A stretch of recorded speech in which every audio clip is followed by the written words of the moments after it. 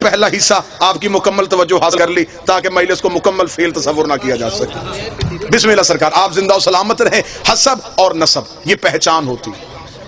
حضرت آدم کے دو بیٹے حابیل اور قابیل، قابیل نے حابیل کو قتل کر دیا۔ اس میں اگر آپ کو ناموں کی پہچان نہ ہو سکے کہ ان میں سے قاتل کون ہے اور مقتول کون ہے، ہمیشہ یاد رکھیے گا قاتل والی کاف جس کے نام پہ ہے وہ قاتل ہے، قابیل۔ اس نے حابیل کو قتل کر دیا۔ پھر خدا نے آدم کو دو بیٹے دیے، ایک کا نام شیس، ایک کا نام یافس۔ شیس اور یافس سے حضرت آدم کی نسل چلی۔ ان کے لیے اللہ نے جنت سے دو حوریں اتاری، ایک کا نام نزلہ، ایک کا نام منزلہ۔ شیس اور یافس کی نسل دنیا میں قائم ہو گئی۔ شیس کو اللہ نے 12 بیٹے دیے اور یافس کو اللہ نے 12 بیٹیاں دی۔ ان دونوں کی خاندانوں کی آپس میں شادیاں ہونی شروع ہو گئی اور نسل انسانی پھیلنا شروع ہو گئی۔ شیس اور یافس سے نسل انسانی چلی۔ پھر یافس کی نسل سے خدا نے آگے انبیاء کا سلسلہ شروع کیا۔ یافس کا ایک بیٹا نبی بنایا جسے انوش کہا گیا۔ انوش کے ایک بیٹے کو نبی بنایا جسے کنان کہا گیا۔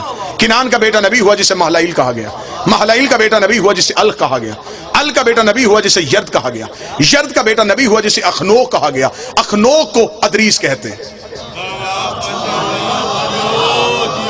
یہ جناب ادریس اس دنیا میں پہلا انسان ہے جس نے تہذیب انسانیت کا آغاز کیا۔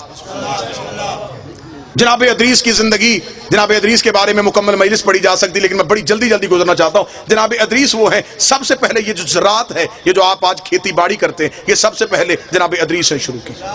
گنتی سب سے پہلے ادریس نے ایجاد کی۔ ستاروں کا علم سب سے پہلے زمین پہ جناب ادریس نے پہنچایا۔ سب سے زیادہ مشہور یہ ہے کہ جو انسان کپڑے پہنتا ہے، اسے کپڑے پہننے کا سلیقہ ادریس نے سکھایا۔ ادریس نام پڑا تھا درس دینے کی وجہ سے۔ استاد کہلائے انبیاء کے، لہٰذا انہیں ادریس کہا گیا۔ کپڑے سینے کا ہنر انہیں اللہ نے عطا کیا۔ پھر جب انہیں کپڑے سینے کا طریقہ آ گیا، خدا نے کہا تجھے کپڑے سینے کا طریقہ آ گیا ہے، اب میں تجھے جنت میں بٹھا لیتا ہوں کیونکہ مجھے جنت کے مالکوں کا لباس چاہیے۔ جناب ادریس کو خدا نے، اور جناب ادریس وہ اللہ کا نبی ہے جو زندہ ہے اور جنت میں ہے۔ عیسیٰ زندہ ہے لیکن جنت میں نہیں، عیسیٰ چوتھے آسمان پہ۔ ادریس زندہ ہے لیکن جنت میں، اس لیے یہ کام پہلے کر چکا ہے جس کے بعد جنت میں جانا تھا۔ یہ وہ کپڑے سی چکا ہے۔ عیسیٰ کا بھی کام باقی ہے کیونکہ 12ویں کا بھی ظہور نہیں ہوا۔ لہذا جناب ادریس سے توجہ مکمل سرکار، جناب ادریس سے تہذیب انسانیت کا پھر آگے سے آغاز ہو گیا۔ جناب ادریس کا ایک پوتا جس کو نام لمک بھی کہتے ہیں، لامک بھی کہتے ہیں، ان کا ایک بیٹا ہوا جس کو کہتے ہیں یشغر۔ یشغر کیونکہ عبرانی زبان کا لفظ ہے، اسے عربی میں عبد الغفار بھی کہا گیا، عبد الشکور بھی کہا گیا، عبد الاعلی بھی کہا گیا۔ یہ 3 نام تاریخ میں عرب کی طرح لکھے، لیکن نام ان کا پڑ گیا نوح، نوحہ پڑھنے کی وجہ سے۔ قوم ظلم کرتی تھی، نوح نوحہ پڑھتا تھا۔ قوم پتھر مارتی تھی، نوح نوحہ پڑھتا تھا۔ نوحے پڑھنا نبیوں کی سنت ہے، پتھر مارنا کافروں کی عادت۔ نوجوان آج کی مجلس کو مکمل توجہ فرمائیے۔ جناب نوح نے سلسلہ تبلیغ کا آغاز کر دیا۔ 950 سال یہ اللہ کا نبی تبلیغ کرتا رہا۔ 950 سال۔ بندے کتنے مسلمان ہوئے؟ 80۔ 950 سال تبلیغ، 80 بندے مسلمان۔ 950 سال کے بعد جناب نوح نے کہا میرے اللہ بس تھک گیا ہوں۔ 950 سال کوئی تھوڑا عرصہ نہیں ہوتا۔ عذاب بھیج ان پہ۔ نوح نے عذاب مانگا، یہ جبریل آیا۔ جبریل نے ہاتھ میں کھجوریں رکھ دی۔ اسے کہا اللہ کہہ رہا کھجوریں کھا اور گٹھلیاں دفنا۔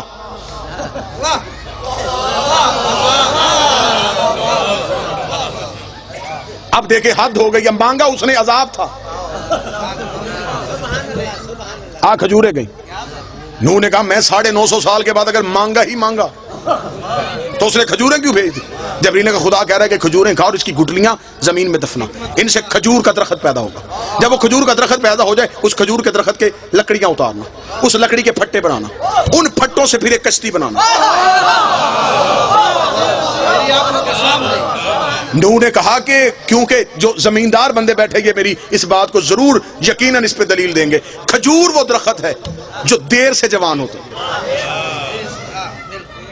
بیری کہتا، سفیدہ کہتا، کوئی اور درخت کہتا، خدا نے کہا کھجور سے بنا۔ نوح نے کہا کھجور کب جوان ہوگی، کب لکڑیاں اتاروں گا؟ میں کسی اور درخت کی لکڑیاں اٹھا لوں؟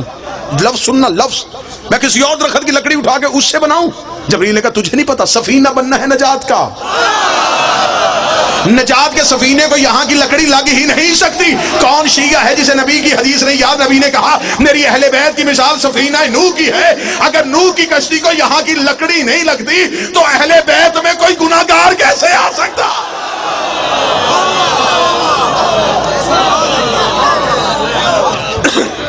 جناب نوح نے، میں خیر پورا واقعہ میں ایک سارے قصے چھوڑ رہا ہوں، جناب نوح نے سفینہ تیار کر لیا، سفینہ تیار کر کے جناب نوح نے بٹھایا سب کو، جو 80 لوگ تھے انہیں بٹھا لیا، بیٹا چھوڑ کے چلا گیا کنعان، ڈوب گیا، بیوی غرق تھی، نبی کی بیوی ماری گئی،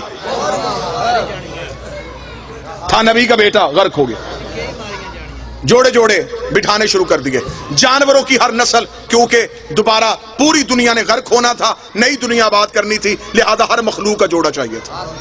نبی نے بلایا ساری مخلوقات میں سے 80 انسان آ گئے اور ہر ایک جانور کا جوڑا جوڑا آنا شروع ہوا، حتیٰ کہ خنزیر جو ہے یہ بھی نوح کی کشتی کی طرف دوڑا۔ اس کی مادہ نے اس سے پوچھا کہاں جا رہا ہے؟ اس نے کہا تجھے نہیں پتا نبی بلا رہا ہے، اگر نہ گئے تو کل کو دنیا کہے گی تھی سور تھے نہیں آئے۔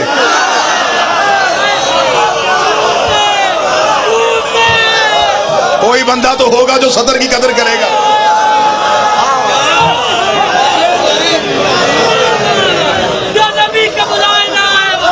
کل کو دنیا کہے گی، رائے نجم صاحب کل کو دنیا کہے گی خنزیر تھے نبی بلاتا رہا، نہیں ہے، لہذا ہمیں جانا پڑے گا۔ چلے گئے 80 لوگ آباد ہو، 80 لوگ لے کے جناب نوح کی کشتی کوہ جودی پہ جا کر رکی، پوری دنیا غرق ہو گئی۔ ترکی کے قریب ایک شہر آوران آج بھی ہے، یہ پہلا شہر ہے جناب نوح کے دور کا جو آباد ہوا۔ اگر نوجوان بیٹھے، اگر آپ گوگل پہ جائیں میپ اٹھائیں تو آپ کو عراق سے موصل سے جو حلب کی روڈ ہے اس پہ آپ دیکھیں تو شمال کی جانب آپ کو وہ آبادی نظر آئے گی آوران۔ یہ زمانہ قدیم کا سب سے پرانا شہر ہے جو آج بھی آباد ہے۔ یہاں پہ آ کے وہ 80 لوگ آ کے ٹھہرے، انہوں نے اس شہر 80 لوگوں نے وہ شہر آباد کیا۔ وہاں پہ آج بھی ایک گلی ہے، ایک بازار ہے جسے کہتے ہیں سوق السمانیہ، 80 لوگوں کی آباد کی ہوئی گلی۔ سمانیان کہا جاتا ہے 80 کو، سوق کہا جاتا ہے عربی میں بازار کو، 80 لوگوں کا آباد کیا ہوا بازار۔ یہاں پہ آ کے انہوں نے یہ شہر آباد کر لیا۔ جب یہ شہر آباد ہو گیا تو پھر ایک ایسی بیماری ہے جس سے یہ 80 لوگ دنیا سے چلے گئے۔ نوح کے 3 بیٹے اور ان کی اولاد بچ گئی، حام، سام اور یافس۔ اب خدا نے دوبارہ نسل انسانیت کا آغاز کر دیا۔ حام، سام، یافس، نوجوان یاد رکھیے گا آج کی تقریر، حام، سام اور یافس۔ اب اس سے نسل انسانیت شروع ہونے لگی، کیونکہ خدا اب دوبارہ انسان کو طاہر کرنے لگا ہے، مرکز عصمت پہ انسان کو لے کے واپس آنے لگا ہے۔ اب حام، سام اور یافس یہ 3 بیٹے ہیں جن سے نسل انسانیت کا آغاز ہو گیا۔ حام کے 9 بیٹے، سام کے 9 بیٹے، یافس کے 11 بیٹے، جس سے نسل انسانی چلی۔ اب یہ جو حام ہے اس کے لیے میں نوجوانوں کو بتاؤں، جتنا بھی یہ افریقہ ہے، اس ٹائم دنیا کے 7 بر اعظم ہیں۔ اب دیکھیے گا میں پوری دنیا کا نقشہ آپ کے سامنے پڑھنے لگا ہوں۔ جتنا بھی افریقہ ہے، جتنے بھی سیاہ فام لوگ ہیں، سیاہ کالے جتنے بھی لوگ ہیں، یہ جناب حام کی نسل میں سے ہے، یہ اولاد ہے جناب حام کی۔ اس پوری نسل میں سے جو قبیلہ، جو خاندان عزت، روحانیت، عبادت سے مشہور ہوا، اسے کہتے ہیں قبیلہ بربر۔ یہ خاندان بربر وہ تھا جو حام کی اولاد میں سے پاکیزگی، بزرگی، عزت اور فضیلت میں مشہور تھا۔ جناب فضہ کا تعلق اس خاندان سے تھا۔ اس خاندان کو نوبیہ بھی کہتے ہیں، اس لیے جناب فضہ کا ایک لقب ہے فضہ نوبیہ، اس خاندان بربر کی وجہ سے۔ یہ جناب حام کی اولاد ہے، یہ سارا سیافام علاقہ یہ جناب حام کی اولاد میں سے ہیں. اور یہ جو قبطی ہوتے ہیں، جو نجاشی بادشاہ، یہ سارے بھی حام کی نسل میں سے آئے. جناب سام آ گئے. اب جناب سام، جتنا بھی عرب ہے یہ سام نے آ کے عرب کو آباد کیا. یہ عرب جسے ہم آج سعودی عرب کہتے ہیں، یا یہ عراق، یا جتنی بھی یہ علاقہ جہاں پہ عربی بولی جاتی ہے، یہ عرب، یہ سارا حجاز کہلاتا تھا. اسے آ کے سام اور سام کے بیٹوں نے آباد کیا. جناب سام اسے آباد کر کے خود جناب سام بر صغیر میں آ گئے، پاک و ہند میں. جناب سام جب بر صغیر میں پہنچے تو یہ پاکستان میں جب آئے تو یہ گجرات میں آئے. آج بھی ہیڈ مرالہ سے جلال پور جٹا کی طرف جاتے ہوئے وہاں پہ 18 نبیوں کی قبریں ہیں.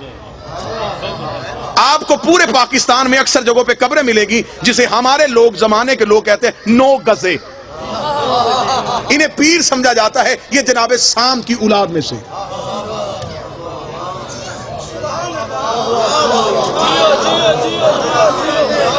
بلکہ تاریخ کہتی ہے کہ خود جناب سام کی قبر بھی جو ہے وہ گجرات میں.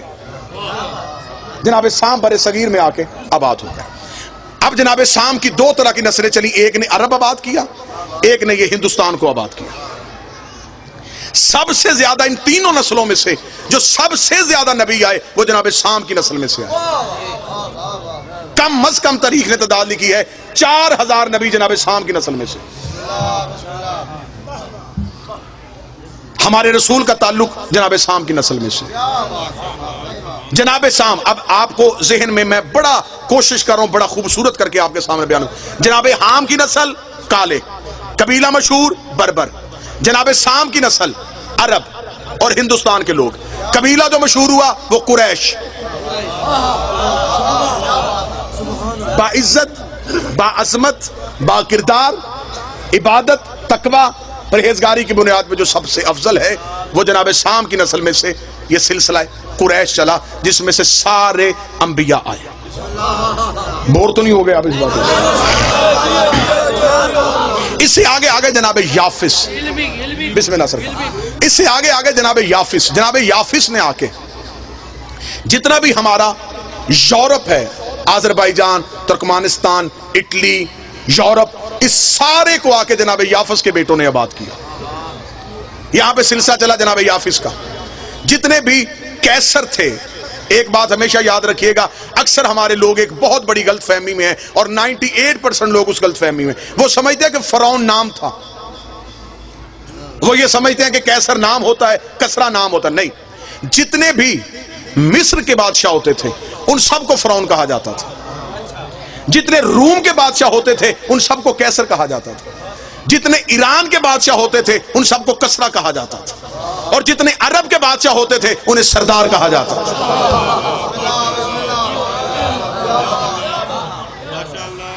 پھر ایک چوتھی نسل چلی. ان تینوں نسلوں کے امتزاج سے ایک چوتھی نسل قائم ہوئی جسے آریہ کہا جاتا ہے. اگر آپ نوجوان جائیں گے انٹرنیٹ پہ، آپ جا کے سرچ کریں گے تو مہابھارت برہمن جو ہندو مذہب میں ہے، جو ہندو مذہب کا سب سے برگزیدہ خاندان ہے، اس کا تعلق بھی آریہ نسل کے ساتھ ہے. یہ 4 نسلیں آباد ہو گئی، حام، سام اور پھر آریائی نسل. جناب یافس کو چھوڑ کے حام، سام اور آریہ. جناب یافس پہ پھر گفتگو، کل کی گفتگو پہ میں جناب یافس پہ بول دوں گا. اب ہمارے جو 5 امام ہیں ان کی مائیں سامی النسل ہیں.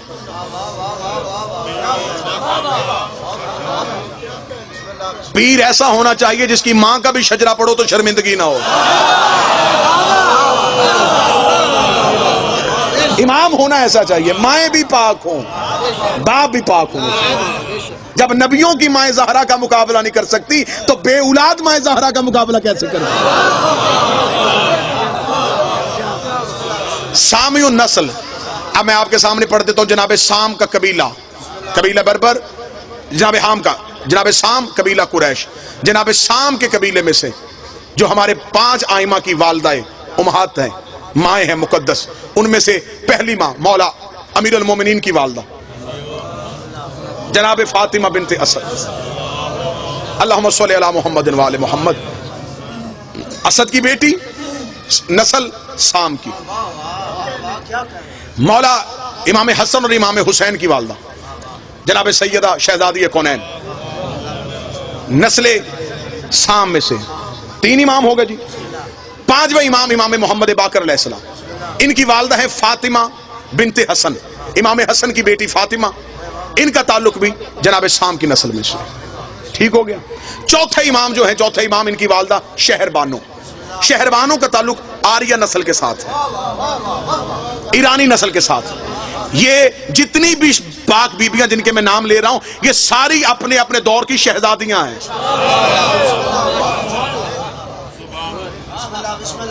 5 امام جن کی مائیں سامی نسل میں سے ہیں. 3 امام وہ ہیں جن کی مائیں حامی نسل میں سے ہیں.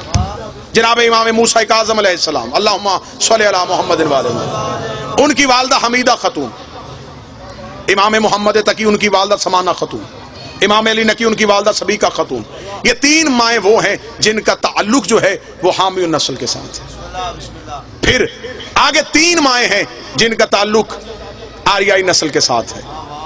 جناب شہر بانو امام زین العابدین کی والدہ, امام حسن عسکری کی والدہ حدیثہ خاتون, ان کا تعلق بھی آریائی نسل کے ساتھ ہے. جناب شہروانو نشیروان عادل, اس کا بیٹا کبیر تھا, اس کا بیٹا پھر آگے جا کے خسرو پرویز, خسرو پرویز کا بیٹا یزگرد, یزگرد کی بیٹی ہے جناب شہربانو. ایک جملے میں, بڑی جلدی میں ایک جملے میں ختم کر دیتا ہوں. یہ بی بی شہر بانو یہ 2 بہنیں تھیں, گیہان بانو اور شہر بانو. دوسری خلافت کے دور میں انہوں نے, کیونکہ ایران بہت بڑی سلطنت تھی, دوسرے خلیفہ نے ایران پہ قبضہ کرنے کے لیے فوجیں بھیج دی. فوجوں کی چڑھائی ہو گئی اور بہت لمبی جنگ شروع ہو گئی ایرانیوں کے ساتھ. وہاں پہ تیسری خلافت کا دور ختم ہو رہا تھا جب یہ جنگ جیت کے وہاں سے قیدیوں کو قید کر کے پہنچے. جب یہ مدینے پہنچے ہیں تو اس وقت تخت میں امیر المومنین بیٹھ چکے تھے. انہوں نے لا کے قیدی مولا امیر کے دربار میں پیش کر دیے. مولا امیر المومنین کے دربار میں جب قیدیوں کو پیش کیا تو اس میں یہ 2 بیبیاں بھی تھیں, جناب شہر بانو بھی تھی اور جناب گیہان بانو بھی تھی. امام علی نے فرمایا فوراً ان بیبیوں کو آزاد کرو, شریف کی بیٹیوں کو یوں قید کر کے نہیں لاتے.